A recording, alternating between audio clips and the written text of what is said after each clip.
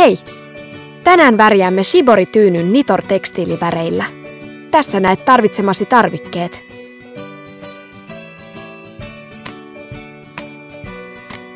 Taittele ensin tyynyliina haitarimaisesti. Taita liina sitten keskeltä kaksinkerroin ja taita päädyt sivuille. Kun liina on neliön muotoinen, lisää puulevyt. 2 ala- ja yläosaan, loput väleihin.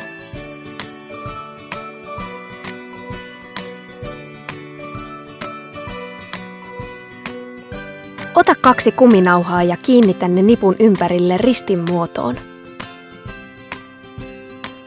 Kun liina on taiteltu, kaada suola muoviastiaan, jossa on 5 litraa kuumaa vettä. Leikkaa sitten kiinnitysjauheen pakkaus auki.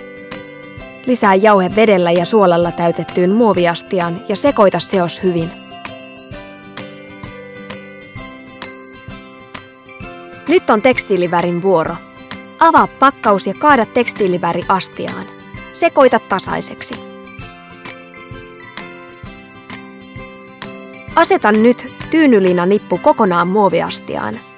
Upota se niin, että tekstiiliväri imeytyy siihen hyvin ja jätä likoamaan 15 minuutiksi. Puhdista muoviastia ja vaihda uusi vesi. Lisää tavallista pesuainetta ja huuhtele värjätty kangas. Anna kangasnipun kuivua varjossa. Kun kangas on kuivunut kokonaan, leikkaa saksilla kumilenkit ja poista puupalat.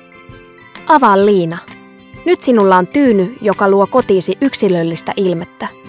Käytimme tyynyn värjäämiseen Shibori-tekniikkaa. Voit tutustua muihin värjäystekniikoihin, kuten batiikkiin ja liukuvärjäykseen verkkosivuillamme. Kokeile värjäystä Nitor-tekstiiliväreillä.